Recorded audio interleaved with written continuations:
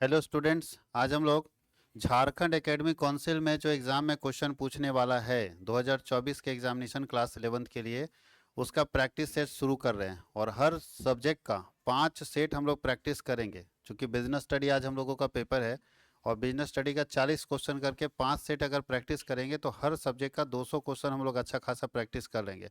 और अगर यूट्यूब पर आप देखेंगे तो 200 क्वेश्चन ऑलरेडी पहले से भी है, यानी 200 क्वेश्चन पहले से है। और ये 200 क्वेश्चन 400 क्वेश्चन अगर आप पूरा कंप्लीट कर लेते हैं तो इससे बाहर जाने का कोई चांस ही नहीं है। आपको इसको पढ़ना है, कंटिन्यूअस वीडियो देखिए, वीडियो देख के पढ़िए। क्योंकि ये सब ऐसा चीज़ है जिसको पढ़ना नहीं है, इसमें कोई मैथमेटिक्स तो है नहीं कि पढ़ना है। आपको वीडियो देखना है और कंप्लीट समझते जाना है। एक बार सुनेंगे याद हो जाएगा, हाँ इसका ये होता है। उससे पहले थियोरटिकल एस्पेक्ट को भी पढ़ना बहुत ज़रूरी है, क्योंकि जब तक आप थ्योरी को नहीं पढ़ेंगे तब तक ये आपको समझ नहीं आएगा। अब इसमें हो सकता है एक क्वेश्चन है, यहाँ पे एक याद करेंगे, इसी क्वेश्चन को थोड़ा सा ट्विस्ट कर देगा और दूसरा ऑप्शन रहेगा तो आपको फिर याद करना पड़ेगा। नहीं, एक चीज़ को 4 बार याद करने से अच्छा है कि इस पूरे कॉन्सेप्ट को हम समझ लें कि ज्वाइंट हिंदू फैमिली बिजनेस होता क्या है, जैसे यहाँ के क्वेश्चन में लिखा हुआ है। तो अगर आप कॉन्सेप्ट को समझ लेते हैं ना तो ठीक है। जैसे एक लोग ने रामायण देखता है तो एक बार रट्टा मारेगा बच्चा, बिना रामायण देखे तो रट्टा मारेगा कि राम का ये दशरथ के पहले बेटे कौन थे, तो राम। फिर दूसरा याद रखेगा लक्ष्मण। जबकि एक बार कहानी पढ़ लेगा तो सारा कॉन्सेप्ट क्लियर हो जाएगा, वो अपने आप भी बता सकता है। ठीक उसी तरह से बिजनेस स्टडी के अंदर भी अगर बिजनेस स्टडी के पूरे सिलेबस को कवर करेंगे तो आसानी से आपको समझ आ जाएगा। ये आपके लिए एक स्ट्रेटजिक प्लानिंग है कि कैसे आप स्ट्रेटजी बनाते हैं, कैसे एक रणनीति तैयार करते हैं कि आपको जो 2024 में एग्ज़ाम देना है वो एग्ज़ाम आप बेहतर तरीके से दे सकते हैं। तो चलिए हम लोग, इससे पहले मैं बता दूं, इसको इस क्लास को स्टार्ट करने से पहले कुछ सुविधाएं जो आप कॉमर्स वर्ल्ड हजारीबाग आपके लिए अवेलेबल कर रखा है वो मैं बता दूं। साथ ही साथ एक अनाउंसमेंट भी मैं कर दूं कि क्लास 11th के लिए जो बच्चे मेरे पास ऑनलाइन पढ़ रहे हैं वो तो ठीक है, उनको तो सारी सुविधा मिल ही रही है, उनको कोई सुविधा वंचित उनसे नहीं रहेगी, सारी सुविधा उनको मिलेगी, वो फ्री ऑफ कॉस्ट रहेगा जो ऑनलाइन क्लास कर रहे हैं। जो बच्चे कहीं नहीं पढ़ रहे हैं, कहीं भी अपनी तैयारी अभी तक नहीं कर पाए, वैसे स्टूडेंट अगर चाहते हैं कि तैयारी करें तो कॉमर्स वर्ल्ड हजारीबाग अपने एप्लीकेशन के ऊपर, हमारा जो ऐप बना हुआ है कॉमर्स वर्ल्ड हजारीबाग का, उस ऐप के ऊपर अपने 2 कोर्सेज को लॉन्च कर रहा है जो आपके एग्जामिनेशन के लिए बहुत इंपॉर्टेंट होगा। एक है कोर्स का नाम 11th टेस्ट सीरीज। नए स्टूडेंट अगर जुड़ना चाहते हैं और चाहते हैं पूरा कंप्लीट हम प्रैक्टिस करें वीडियो के साथ, वीडियो पीडीएफ सब कुछ मिल जाए, तो 11th टेस्ट सीरीज में जा सकते हैं। 11 टेस्ट सीरीज एक कोर्स है जो कि मेरे एप्लीकेशन पे अवेलेबल है। एप्लीकेशन कैसे इंस्टॉल करेंगे, तो प्ले स्टोर में जाएंगे, कॉमर्स वर्ल्ड हजारीबाग है ना, सर्च करेंगे, वो मिल जाएगा। मेरा वहाँ फोटो लगा हुआ भी है, उसको डाउनलोड कर लेंगे। उसमें लॉगिन करेंगे अपना नंबर डाल के। व्हाट्सअप पे लॉगिन नहीं करना, नीचे अनदर मेथड देता है, उससे लॉगिन करना है। लॉगिन करने के बाद जब स्टोर में जाएंगे तो ऊपर सर्च बॉक्स में सर्च करेंगे 11 टेस्ट सीरीज 2024 लिखोगे, 11 टेस्ट सीरीज 2024। तो उसको सर्च करके वहाँ से वो बाई कर सकते हैं। यहाँ इसका फ़ी 1000 है। जो बच्चे कहीं इनरोल नहीं वही खरीदेंगे, जो मेरे पास ऑनलाइन पढ़ रहे हैं उनके लिए फ्री है, उनको नहीं खरीदना है। तो 1000 जो फ़ी है, इसमें क्या क्या मिल रहा है, इसमें सारा का सारा लाइव क्लास मिलेगा, रिकॉर्डेड वीडियो मिलेगा, पीडीएफ नोट्स मिलेगा, जो सारे पुराने बच्चों को भी मिल रहा है, जो ऑलरेडी एमसीक्यू नोट्स मिलेगा, और साथ ही साथ आपको टेस्ट मिलेगा, ऑनलाइन टेस्ट आप दे सकते हैं, ऑनलाइन टेस्ट मिलेगा सारे सब्जेक्ट का। ये सारी सुविधा आपको 1000 के अंदर मिल जाएगी। जो बच्चे अभी तक कहीं इनरोल नहीं हुए, कॉमर्स के स्टूडेंट हैं तो वो ले सकते हैं, आर्ट्स वाले भी ले सकते हैं, लेकिन आर्ट्स वाले को भी ये सारी सुविधाएं मिलेगी 1000 के अंदर। तो आर्ट्स हो या कॉमर्स हो, वो लोग ये सुविधा का लाभ उठा सकते हैं। साथ ही साथ अगर ये इतना नहीं पे करना चाहते हैं तो 200 रुपये में एक पीडीएफ नोट्स का, पीडीएफ नोट्स है 11th पीडीएफ नोट्स के नाम पर 200 रुपये में एक कोर्स है, वो परचेज कर सकते हैं। वहाँ पे ये सारा सुविधा मिलेगा, ये दोनों छोड़ के, यानी ये छूटेगा और ये छूटेगा, बाकी पीडीएफ एमसीक्यू ये तीनों चीज़ मिल जाएगा उसको 200 के अंदर। तो वो ये कोर्स भी परचेज कर सकते हैं। अब हम लोग स्टार्ट करते हैं कि क्या हम लोगों का क्वेश्चन है। ये 40 क्वेश्चन हम लोग बिजनेस स्टडी का लेकर आए हैं और 40 क्वेश्चन आपके पास है, और 40 का में हम लोग 20 कोशिश करेंगे कि आज कंप्लीट कर ले। हम लोग सिर्फ ये नहीं बताएंगे बाकी लोगों की तरह कि इसका आंसर सी होता है।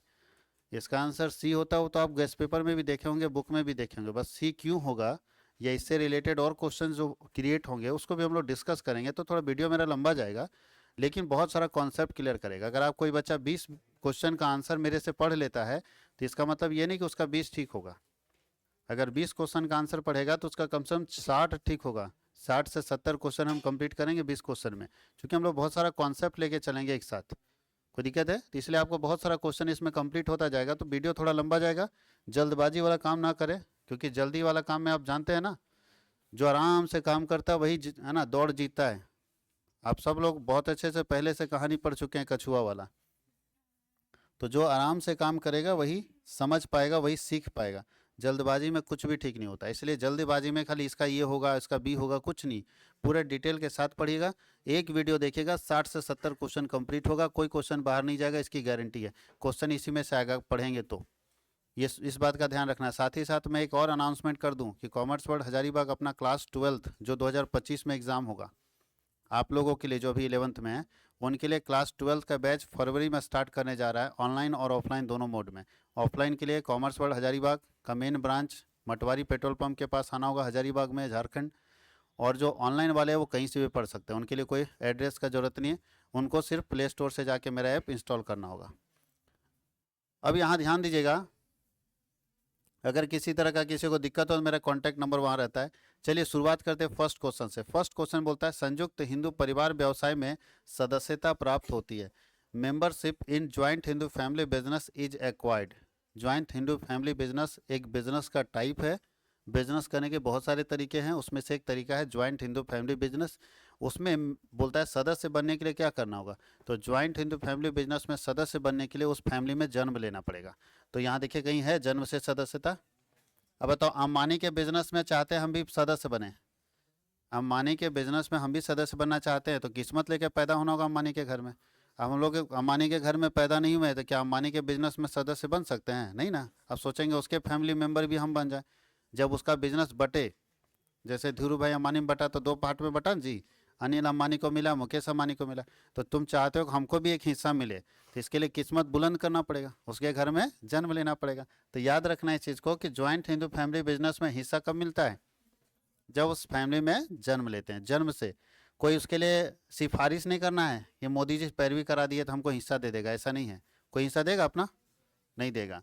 अच्छा, एप्लीकेशन के जरिए फॉर्म निकालेगा कि कौन कौन मेरे बिजनेस का हिस्सा लेना चाहते हैं, ऐसा तो नहीं होता कहीं। आपके गांव का ज़मीन, आपके दादाजी की ज़मीन कैसे बढ़ता है? एप्लीकेशन से। तो बोलो हम अभी अप्लाई कर देते हैं। और क्या है, एग्रीमेंट से? नहीं, सिर्फ किससे? जन्म से। उस फैमिली में जन्म ले लीजिए, उसकी संपत्ति में हिस्सेदार बन जाएगा। कहीं कोई दिक्कत है? जन्म जिस फैमिली में लिए हैं उस फैमिली के संपत्ति का हिस्सेदार है फिर। गाँव में आज भी एक कहावत है, जब बेटा जन्म लेता है तो लोग क्या बोलता है कि हिस्सेदार आ गया। इसका मतलब है प्रॉपर्टी में अब हिस्सा लगेगा। एक बेटा अगर किसी का है तो एक बेटा तो सिंगल है, दूसरा आ गया तो क्या बोलता है? हिस्सेदार आ गया। मतलब अब इसका हिस्सा अगर 6 एकड़ जमीन था तब 3-3 एकड़ हो गया। उसी समय तय हो जाता है कि जमीन कितना हो गया, 3-3 एकड़, क्योंकि दोनों भाई में क्या होगा, हिस्सेदारी होगी। ये बात आपको याद रखना। अच्छा, ज्वाइंट हिंदू फैमिली बिजनेस के लिए रजिस्ट्रेशन कराना पड़ता है क्या? नहीं कराना पड़ता है। दो क्वेश्चन हम लोग सीख लिए। पहला ये सीखे ज्वाइंट हिंदू फैमिली बिजनेस में एंट्री कैसे करेंगे, तो उस फैमिली में जन्म लेके। दूसरा हम लोग सीखे कि ज्वाइंट हिंदू फैमिली बिजनेस के लिए कोई रजिस्ट्रेशन नहीं कराना पड़ता है। अच्छा, ज्वाइंट हिंदू फैमिली बिजनेस का कौन सा तरीका है, ये कौन व्यक्ति कर सकता है? ये पूरे दुनिया में लागू है या केवल भारत में लागू है? तो ये बिजनेस केवल भारत में लागू है। और दूसरा, ये बिजनेस केवल हिंदू फैमिली में लागू है। वो भी कौन? अब बताओ, हिंदू फैमिली भी अब सेपरेट होने लगे हैं, अलग अलग सब रहने लगा है। ज्वाइंट हिंदू का मतलब क्या होता है कि हिंदू परिवार के सभी सदस्य एक साथ मिलके काम कर रहे हैं। 4 भाई है तो चारों एक साथ मिलके काम कर रहे हैं। ऐसे बिजनेस को हम लोग बोलते हैं ज्वाइंट हिंदू फैमिली बिजनेस। ऐसा मारवाड़ी में आपको देखने को मिल जाएगा। मारवाड़ी में ज्वाइंट हिंदू रहता है, क्योंकि मारवाड़ी हिंदू है और साथ ही साथ क्या रहता है, ज्वाइंट रहता है। एक साथ चारों भाई तो चारों भाई मिलकर काम कर रहा है। बाकी जगह पे सेपरेट फैमिली का कॉन्सेप्ट आ रहा है, इसलिए ऐसा बिजनेस धीरे धीरे भारत के अंदर से खत्म होता चला जाएगा। इसलिए आपके सामने ऐसा एग्जाम्पल्स है भी नहीं। अब चलते हैं दूसरे नंबर में। बोलता है सहकारी संगठन में सदस्यों की न्यूनतम संख्या कितनी होती है? एक बिजनेस करने का तरीका है सहकारी संगठन, एक ये भी तरीका है। बिजनेस करने का एक तरीका है सहकारी संगठन। कितने तरीके हैं वो समझा देता हूँ। सबसे पहला तरीका है बिजनेस करने का सोल ट्रेड, एकाकी व्यापार, जहाँ एक आदमी सारा पैसा लगाता है, एक ही आदमी बिजनेस को संभालता है, एक ही आदमी बिजनेस के प्रॉफिट लॉस को लेता है। ऐसे बिजनेस को बोलते हैं एकाकी व्यापार। ये जितना समोसा बेच रहा है, कोई राशन का दुकान खोल रखा है, कोई चप्पल दुकान है ना, जूता दुकान, जितना भी खोल रखा है सब अकेले है। तो जब एक अकेला व्यक्ति सारा पैसा लगाएगा किसी बिजनेस में, एक अकेला व्यक्ति बिजनेस को चलाएगा, एक अकेला व्यक्ति बिजनेस के प्रॉफिट लॉस को लेगा, तो ऐसे बिजनेस को बोलते हैं एकाकी व्यापार। इंग्लिश में इसको हम लोग क्या बोलते हैं? सोल ट्रेड या सोल प्रोप्राइटरशिप बिजनेस। ये बिजनेस सबसे छोटा बिजनेस है। दूसरा पार्टनरशिप बिजनेस, जहाँ एक से ज़्यादा लोग मिलकर बिजनेस को चलाते हैं। तीसरा कोऑपरेटिव सोसाइटी, जो प्रॉफिट कमाने के लिए काम नहीं करता है, इस सर्विस के लिए काम करता है, सोशल सर्विस के लिए काम करता है, सेवा के लिए काम करता है। चौथा बिजनेस अभी हम लोग पढ़ चुके हैं, ज्वाइंट हिंदू फैमिली बिजनेस। फिर आपके पास है कंपनी का कॉन्सेप्ट है। तो चलिए, बोलता है कोऑपरेटिव सोसाइटी में मिनिमम कितने मेंबर होने चाहिए, 2, 10, 7 या 20। तो याद रखिएगा, कोऑपरेटिव सोसाइटी में कितने मेंबर होने चाहिए, 10, मिनिमम 10 होने चाहिए। मैक्सिमम, मैक्सिमम का कोई लिमिट नहीं है, मैक्सिमम का कोई लिमिट नहीं है। मैक्सिमम आप जितना चाहे उतना रह सकते हैं। और मिनिमम कितने मेंबर होने चाहिए, 10। 10 मेंबर होंगे तभी कोऑपरेटिव सोसाइटी खुलेगा। अच्छा, कोऑपरेटिव सोसाइटी के लिए एक कानून बना हुआ है क्या? कोऑपरेटिव सोसाइटी के लिए भारत में एक कानून बना हुआ है। कौन सा कानून है, बता सकते हैं आप लोग? कोऑपरेटिव सोसाइटी चलाने के लिए भारत में कानून बना हुआ है। और कोऑपरेटिव सोसाइटी का रजिस्ट्रेशन कंपलसरी है। दो चीज़ बता दे रहे हैं, कोऑपरेटिव सोसाइटी के लिए भारत में कानून बना हुआ है, और कोऑपरेटिव सोसाइटी बिजनेस चलाने के लिए, जिसको सहकारी संगठन बोलते हैं, इसको चलाने के लिए रजिस्ट्रेशन कराना कंपलसरी है, अनिवार्य है। तो 3 चीज़ सीख लिया कि कोऑपरेटिव सोसाइटी में मिनिमम नंबर ऑफ मेंबर कितना होगा, 10 होगा। कोऑपरेटिव सोसाइटी का रजिस्ट्रेशन कंपलसरी है। और भारत में कोऑपरेटिव सोसाइटी चलाने के लिए कानून बना हुआ है, जिसका नाम क्या है, कोऑपरेटिव सोसाइटी एक्ट। कब पास हुआ था ये? 1932, 1932 में पार्टनरशिप एक्ट पास हुआ था। 1912 में पास हुआ है। अब चलते हैं, संयुक्त पूंजी कंपनी क्या है? बोलता है कि registration of joint stock company. Joint stock company मतलब कंपनी, भारत में जो कंपनी होता है ना, उसी का नाम होता है ज्वाइंट स्टॉक कंपनी। स्टॉक का मतलब होता है शेयर, स्टॉक का मतलब क्या होता है, शेयर, हिस्सा। तो ज्वाइंट स्टॉक कंपनी का बोल रहा है कि कंपनी का रजिस्ट्रेशन क्या है। भारत में जितनी ज्वाइंट स्टॉक कंपनी, उसका रजिस्ट्रेशन अनिवार्य है, आंशिक है।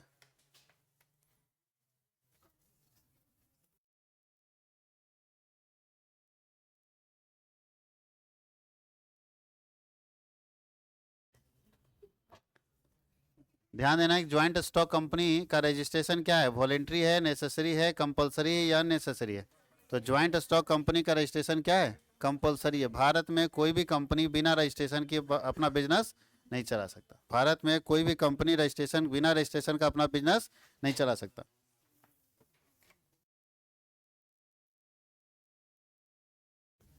भारत में कोई भी कंपनी बिना रजिस्ट्रेशन का अपना बिजनेस नहीं चला सकता, इसलिए रजिस्ट्रेशन कंपलसरी। अच्छा, कौन से कानून से रजिस्ट्रेशन कंपलसरी है? पहला पुराना कानून था 1956, लेकिन ये अभी आपको याद नहीं रखना। अभी आपको कौन याद रखना है?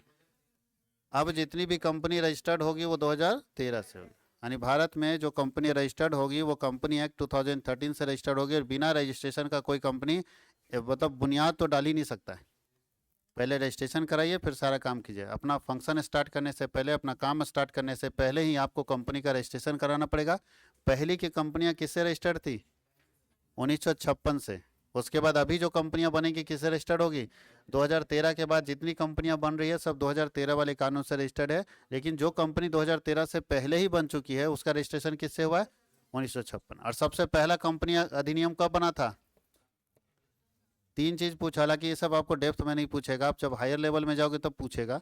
भारत में पहली कंपनी अधिनियम कब बनी थी? 1850 में। ये अंग्रेज बनाया था। ये तो हम लोग को मालूम है कि 1850 में हम लोग थे नहीं, आए नहीं, हम लोग नहीं थे, अंग्रेजों का राज था। अंग्रेजों का राज था तो सबसे पहला बनाया गया 1850। अब ये हो गया सबसे पहला, जब अंग्रेज बनाया था। आज़ादी के बाद हम लोग सबसे पहले कब बनाए? 1956 में। और प्रेजेंट में कौन चल रहा है? तीनों कानून के बारे में बहुत सारी जानकारी हम आपको बता दिए। कहीं कोई दिक्कत है? अब चलते हम लोग आगे। रजिस्ट्रेशन कंपलसरी याद रखिएगा, अनिवार्य है। बिना रजिस्ट्रेशन का आप कोई भी कंपनी स्टार्ट नहीं कर सकते। और रजिस्ट्रेशन कौन से कानून से कराएंगे? तो तीनों कानून बता दिए। अब टाटा जैसी कंपनी जो बहुत पहले से चल रही है, वो तो 1956 से भी पहले वाले कंपनी कानून से चल रही है, तो इसलिए सब कंपनी का अलग है। बोलता है कि व्यावसायिक संगठन का कौन सा प्रारूप सबसे अधिक अस्थायी होता है? Which is the most stable form of business organisation. अभी आपको बताया कि बिजनेस करने के बहुत सारे तरीके होते हैं, तो इसमें से 4-5 तरीका, एक है एकाकी व्यापार, एक है पार्टनरशिप, एक है ज्वाइंट हिंदू फैमिली बिजनेस और एक है कंपनी। इसमें से पूछ रहा है कि कौन ज़्यादा अस्थायी होता है, मतलब एक बार बन गया तो जल्दी ख़त्म नहीं होगा। कंपनी सबसे ज़्यादा समय तक, एक बार अगर बन गया तो जल्दी बंद, इसका तो कोई गारंटी नहीं है। सोल ट्रेड का कोई गारंटी नहीं है। एक आदमी खोला, ध्यान देना, एक आदमी खोला बिजनेस और मर गया तो कहानी खत्म, बिजनेस बंद। तो इसका गारंटी नहीं, कभी भी खुल सकता है, कभी भी बंद हो सकता है, कभी भी खुल सकता है और कभी भी। पार्टनरशिप का तो बातें मत करो, कब दोनों पार्टनर लड़ जाएगा पता नहीं है। नहीं, सुबह ठीक था, शाम होते तो मारपीट किया, सुबह अगला सुबह पे धंधा बंद।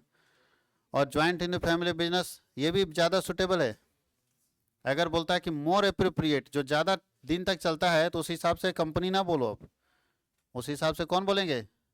ज्वाइंट हिंदू फैमिली बिजनेस ज़्यादा दिन तक चलता है। बात समझ गए? कंपनी की तुलना में भी सबसे ज़्यादा दिन तक अगर देखे तो सबसे ज़्यादा दिन तक कौन चलता है? Joint Hindu family business. कोई दिक्कत है? तो अगर इसमें देखा जाए वैसे कंपनी इसमें होना चाहिए, इसमें क्या हम लोग मानेंगे?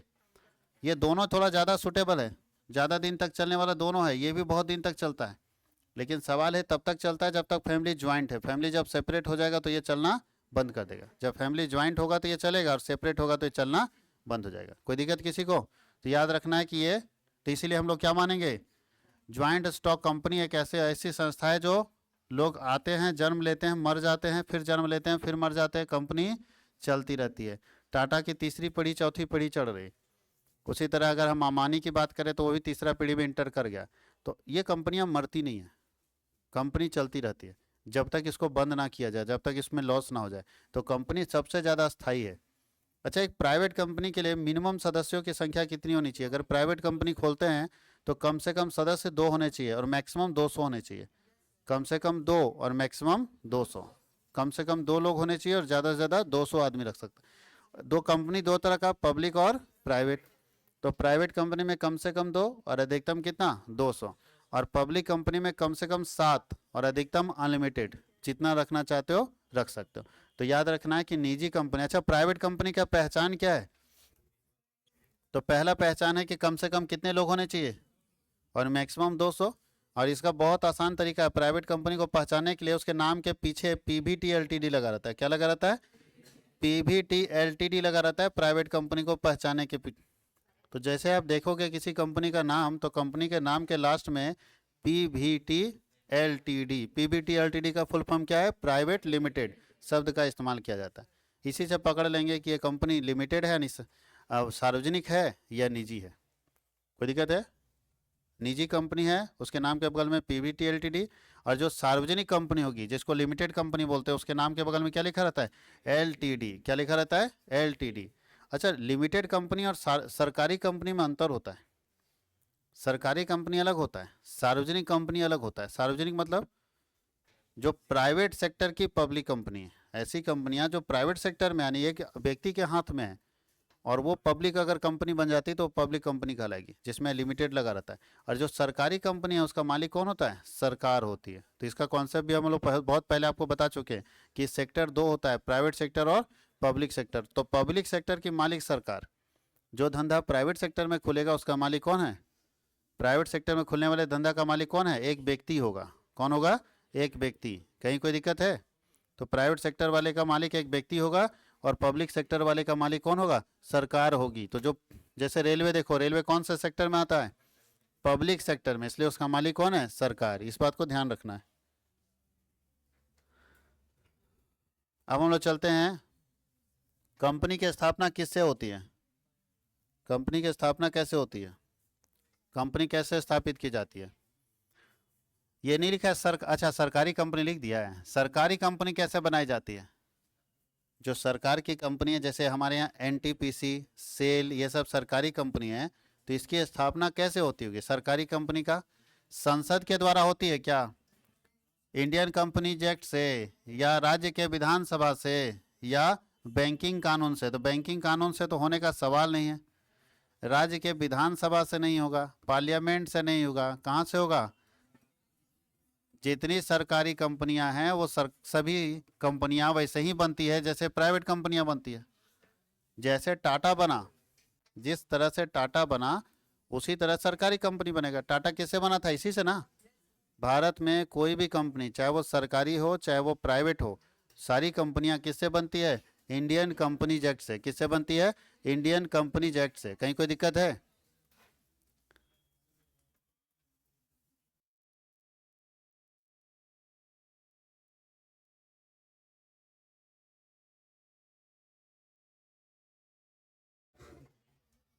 चलिए देखते हैं हम लोग। तो भारत में फिर से बता दें, जितनी कंपनियां बन रही है, जितनी सरकारी कंपनियां भारत में स्थापित हो रही है, वो किससे हो रही है? इंडियन कंपनीज एक्ट से। अच्छा, इससे कौन बनता है? इससे भी कोई संस्था बनती है भारत में, इसको बोलते हैं पब्लिक कॉरपोरेशन। क्या बोलते हैं? पब्लिक कॉरपोरेशन, सार्वजनिक निगम, जिसमें एलआईसी बना है, आरबीआई बना है। ठीक है, आरबीआई वगैरह किससे बना है? पार्लियामेंट से, संसद के द्वारा। ये देखो, संसद से या तो विधानसभा से, संसद या विधानसभा से अगर कोई संस्था बन के निकलती है तो उसका नाम है पब्लिक कॉरपोरेशन, सार्वजनिक निगम। हिंदी में क्या बोलते हैं? सार्वजनिक निगम। और उसके अंदर एग्जाम्पल है एलआईसी, आरबीआई, ओएनजीसी, ये सब सार्वजनिक निगम है। ये पार्लियामेंट से बन के निकला है या स्टेट असेंबली से बन के निकला, यानी राज्य के विधानसभा से और संसद द्वारा जो संस्था बनाई जाती है, उस संस्था को हम लोग बोलते हैं सार्वजनिक निगम, और जिसके अंदर ये एग्जाम्पल्स आएंगे। लेकिन जो सरकारी कंपनियां हैं वो कंपनी एक्ट से स्थापित होती है। सरकारी कंपनियां किससे स्थापित होती है? कंपनीज एक्ट से। और कंपनी एक्ट कब पास हुआ था? अभी लेटेस्ट में कौन सा चल रहा है? 2013। कौन सा चल रहा है? 2013।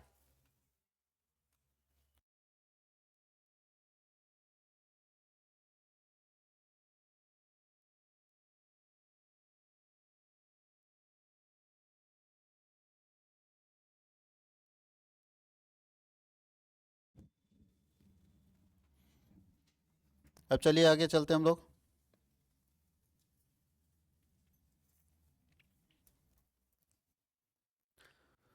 बोलता है इनमें से कौन सा एक सरकारी कंपनी का एग्जाम्पल है? देखिए, इसमें से सरकारी कंपनी पूछ रहा है। अभी आपको हम दो एग्जाम्पल दिए थे, एक एलआईसी का एग्जाम्पल दिए थे, सरकारी कंपनी नहीं, सार्वजनिक निगम है, पब्लिक कॉरपोरेशन है। ओएनजीसी भी पब्लिक कॉरपोरेशन है, अभी बताए थे ना एग्जाम्पल में। ये दोनों पब्लिक कॉरपोरेशन अभी हम बता भी चुके हैं। एक बचा रेलवे। रेलवे नहीं होगा क्योंकि ये इसको डिपार्टमेंटल अंडरटेकिंग बोलते हैं। डिपार्टमेंटल अंडरटेकिंग का मतलब, इसको विभागीय उपक्रम बोलते हैं हिंदी में। इसका मतलब ऐसी संस्था जो सरकार एक अलग विभाग के रूप में स्थापित करती है, नहीं कोई संस्था नहीं है, सरकार एक अलग डिपार्टमेंट बना दिया है। इसके एक मंत्री होते हैं जो इसको चलाते हैं। तो रेलवे में देखो, आप लोग सुने होंगे रेल मंत्री होते हैं जो रेलवे को चलाते हैं। तो रेलवे एक सरकार का एक विभाग बना दिया गया है, इसलिए वो कोई कंपनी नहीं है। तो सरकार के विभाग के रूप में, जैसे रेलवे अकेले नहीं है, पोस्ट ऑफिस इसी के अंदर आएगा, पोस्टल डिपार्टमेंट आता है। दूरदर्शन सुने ना, टेलीकम्युनिकेशन डिपार्टमेंट, दूरदर्शन हो गया, विविध भारती हो गया, सब इसके अंदर। ऑल इंडिया रेडियो जिसको बोलते हैं, AIR सुने होंगे आप लोग। आप लोग कहाँ सुनिएगा, आप लोग तो मोबाइल वाले युग में जन्म लिए। पापा को पूछना और दादाजी को, पहले गाना कैसे सुनते थे, तो AIR चलता था। AIR का मतलब ऑल इंडिया रेडियो। अभी भी प्रधानमंत्री जब मन की बात करते हैं तो इसी से करते हैं। प्रधानमंत्री अगर मन की बात करते हैं तो किस में दिखता है? ये AIR। देखना, टीवी में भी दिखता है तो AIR लिखा रहेगा, और बाकी जगह पे भी आपको AIR नजर आएगा। AIR मतलब ऐसा नहीं कि एयर, AIR का मतलब होता है ऑल इंडिया रेडियो, भारत का अपना चैनल, जिसको विविध भारती के नाम से भी हम लोग जानते थे। रेलवे हो गया, ऑल इंडिया रेडियो हो गया, दूरदर्शन भी इसी में आता था, DD नेशनल जिसको बोलते हैं, तो वो भी इसी में आता है। लेकिन भारत में सरकारी कंपनी एक है, कौन है? ऐसा नहीं कि एक ही यही है, बहुत सारी सरकारी कंपनी। लेकिन यहाँ पे जो एग्जांपल दिया उसमें से सरकारी कंपनी नाम है सेल, SAIL। इसका फुल फॉर्म क्या है? Steel authority of India limited. क्या नाम है? Steel authority of India limited. इसके साथ एक और सरकारी कंपनी है जिसका नाम है गेल, GAIL, gas authority of India limited. इसके साथ एक और सरकारी कंपनी जिसका नाम है NTPC, national thermal power corporation. इसी के साथ एक और सरकारी कंपनी है भेल, भारत हैवी इलेक्ट्रिकल्स लिमिटेड। ऐसी बहुत सारी सरकारी कंपनियां भारत में है जो सरकार द्वारा सरकार कैसे स्थापित की सरकारी कंपनियों को? कंपनी एक्ट 2013 से तो कोई नहीं बना, सब तो पुरानी कंपनी है। तो ये लोग बना कैसे? 1956। तो सरकार ने कंपनी अधिनियम 1956 से सारी कंपनियों का निर्माण किया है, सारी कंपनियां बनी। फिर से रिपीट कर देते हैं, इसका फुल फॉर्म है steel authority of India limited, gas authority of India limited, Bharat heavy electricals limited, और लास्ट है नेशनल थर्मल पावर कॉरपोरेशन। ये सारी सरकारी कंपनियां, और सरकारी कंपनी किस कानून से बनी है? कंपनी एक्ट 1956 से। अब जो कंपनी बनेगी सरकारी, वो किससे बनेगी? 2013 से। कहीं कोई दिक्कत है? क्योंकि जब 2013 से पहले ही ये सब कंपनी चल रहा है, इसलिए ये सारी कंपनियां पुराने कानून से बन हुई। कहीं कोई दिक्कत है? अब चलते हैं क्वेश्चन नंबर 8 में। बहुराष्ट्रीय कंपनी, सबसे पहले ये जाने कि क्या होता है मल्टीनेशनल कंपनी, इंग्लिश में हम लोग बोलते हैं। मल्टीनेशनल कंपनी, तो मल्टीनेशनल कंपनी को हम एमएनसी बोलते हैं, MNCS। MNCS का मतलब क्या होता है? मल्टीनेशनल कंपनीज, एस नीचे है, कंपनीज होता है ना। बहुराष्ट्रीय कंपनियां ऐसी कंपनी होगी जिसका हेडक्वार्टर एक देश में, बहुराष्ट्रीय कंपनी ऐसी कंपनी होगी जिसका हेडक्वार्टर एक देश में और जिसका बिजनेस दुनिया में फैला हो। ऐसी कंपनी जिसका हेडक्वार्टर एक देश में और जिसका बिजनेस दुनिया में फैला हो, ऐसी कंपनी को हम लोग बोलते हैं मल्टीनेशनल कंपनी। क्या बोलते हैं? Multinational company. तो इसमें से देखिए कि मल्टीनेशनल कंपनी का क्षेत्र क्या होगा, कहाँ तक बिजनेस करेगा। तो क्या लगता है, मल्टीनेशनल कंपनी लोकल धंधा करेगा? अभी जब बता दिए, जैसे पेप्सी क्या है? Multinational company. एप्पल क्या है? Multinational company. तो ये क्या है, एक जगह पे हेड क्वार्टर है, एक जगह पे इसका मेन ऑफिस है, उसके बाद दुनिया में बिजनेस फैला रखा है। तो इसका ब्रांच जो होगा वो लोकल होगा, रीजनल होगा, नेशनल होगा या इंटरनेशनल होगा? समझ जाइएगा तो अपने बता दीजिएगा इंटरनेशनल है। आपको कंसेप्ट समझना है मल्टीनेशनल का, कोई दिक्कत है? चलिए नेक्स्ट चलते हैं 9 नंबर की तरफ। 9 नंबर क्वेश्चन क्या बोलता है, ठीक से देखिए। भारत में वैश्वीकरण का प्रभाव, ये है क्या? वैश्वीकरण को इंग्लिश में हम लोग बोलते हैं ग्लोबलाइजेशन। ये वैश्वीकरण है क्या? ग्लोबलाइजेशन क्या है?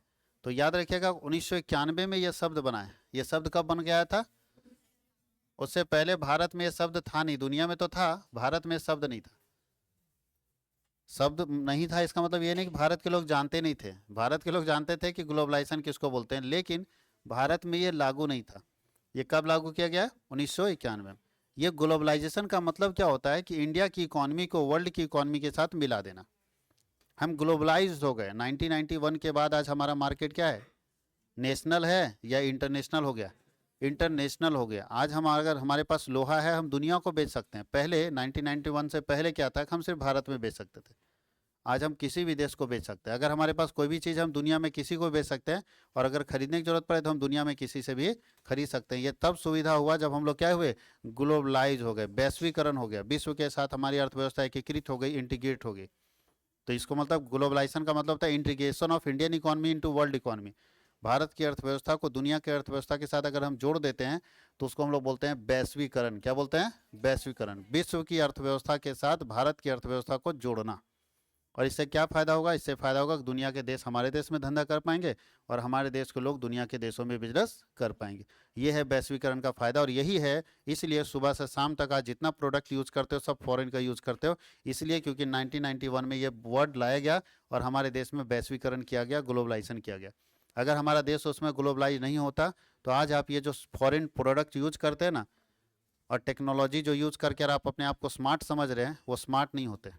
वही माउस के साथ खेल रहे होते हैं। अभी जो माउस के साथ खेल रहे हो उसको छोड़ के पुराना वाला माउस समझते हो ना, घर में चूहा के साथ बच्चा खेलता था, कि अरे रे उधर भागा उधर भागा, चूहा के पीछे दौड़ता था। आज बच्चा क्या कर रहा है? माउस चला रहा है।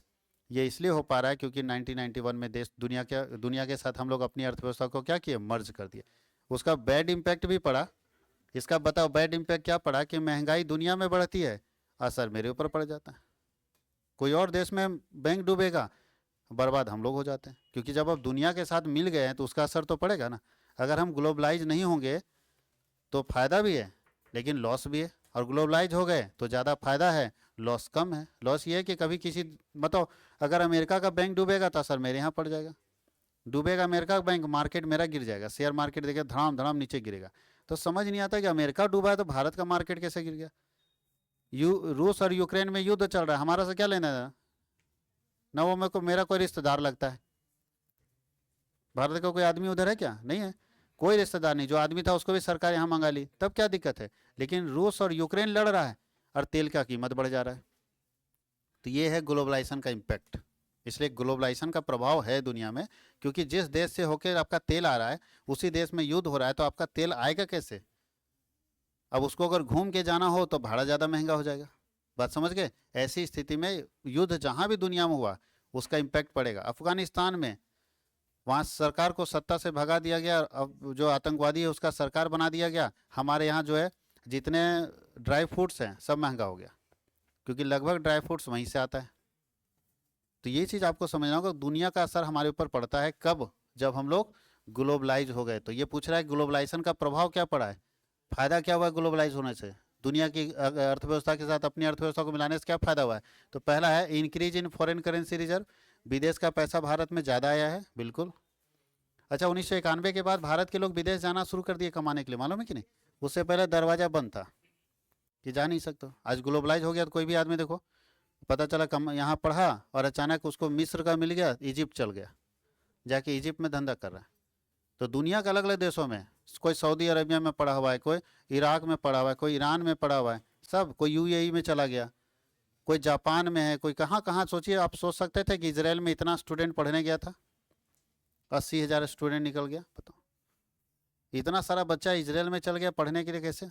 इसका मतलब है दुनिया के बहुत देशों में लोग पढ़ने गया, भारत का आदमी। ये तभी ना हो पाया जब हम ग्लोबलाइज हुए, उस देश के साथ हमारा बिजनेस ठीक हुआ, और बिजनेस ठीक हुआ तो संबंध ठीक होता है। संबंध किससे होता है? धंधा बढ़ेगा, संबंध ठीक होगा, उसके बाद वो देश चाह के भी मेरे देश को रोक नहीं सकता, क्योंकि उसको पता है कि अगर हम रोकेंगे तो मेरा बिजनेस पर प्रभाव पड़ेगा, और हमारे देश के लोगों को आना जाना आसान हो गया। पहले सोचो, जो इंडिया का व्यक्ति वहाँ जाता होगा, वहाँ की सरकार उसको क्या लाल कारपेट बिछाती होगी, लाल दरी कि स्वागत है ये?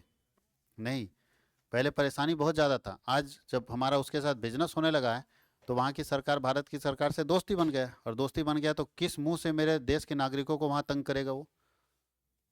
फिर मेरे पास किस मुंह से आएगा बोलने के लिए कि नहीं आपके देश के लोग हमारे यहाँ सुरक्षित है, या उसका देश का भी तो आदमी यहाँ है, हमको तंग करेगा, हमारे देश के नागरिकों को, तो हम भी उसके देश के नागरिकों को तंग करेगा। इसलिए ग्लोबलाइजेशन होने से फ़ायदा हुआ है। तो विदेशी करेंसी बढ़ा है, जी हाँ बढ़ा है, क्योंकि भारत से बहुत लोग विदेश गए, विदेश से पैसा कमा के भारत लाए। और क्या हुआ है? इंक्रीज इन एक्सपोर्ट, जब हम दुनिया के लिए दरवाज़ा खोल दिए तो हम भी तो दुनिया को बेचे, इंपोर्ट भी बढ़ा और एक्सपोर्ट भी बढ़ा। Increase in growth rate, Bharat का ग्रोथ रेट बढ़ा है, बिल्कुल बढ़ा है। इसलिए इसका सही आंसर क्या होगा? ऑल ऑफ दीज, सब कुछ फायदा हुआ है, सिर्फ फायदा ही फायदा है। ग्लोबलाइज होने से सिर्फ फायदा ही फायदा है। अब चलते हैं मल्टीनेशनल कंपनी। अच्छा, मल्टीनेशनल कंपनी अपने पूरे बिजनेस को कंट्रोल कहाँ से करता है? मल्टीनेशनल कंपनी अपने पूरे बिजनेस को कंट्रोल कहाँ से करता है? ब्रांच खोल के कंट्रोल करता है, सब्सिडी कंट्रोल करता है, संसद से कंट्रोल करता है, या हेडक्वार्टर से? मल्टीनेशनल कंपनी का हेडक्वार्टर होता है, जैसे एप्पल का हेडक्वार्टर है, पेप्सी का हेडक्वार्टर है, सारा वहीं से कंट्रोल करता है। तो मल्टीनेशनल कंपनी अपना पूरा बिजनेस कहाँ से कंट्रोल करता है? हेडक्वार्टर से कंट्रोल करा, याद रहेगा। कहाँ से कंट्रोल करता है? हेडक्वार्टर से। एक देश में, किसी दुनिया के किसी एक देश में उसका एक जगह पे ब्रांच हेड ऑफिस है, और वहीं से पूरी दुनिया के बिजनेस को क्या करता है? कंट्रोल करता है। कहीं कोई दिक्कत है? तो आज के क्लास में हम लोग 10 क्वेश्चन बहुत अच्छे से पढ़ लिए, और 10 क्वेश्चन के ऊपर आपका कमांड होना भी चाहिए, उम्मीद करते हैं। अगले 10 क्वेश्चन, यानी ये सेट 1 का लेक्चर 1 है, सेट 1 का लेक्चर 2 में आपको आगे का 10 क्वेश्चन मिलेगा। उसी तरह सेट 1 का लेक्चर 3, लेक्चर 4 करके रहेगा। हम लोग कोशिश करेंगे कि 40 क्वेश्चन उसको हम लोग कंप्लीट कर लें।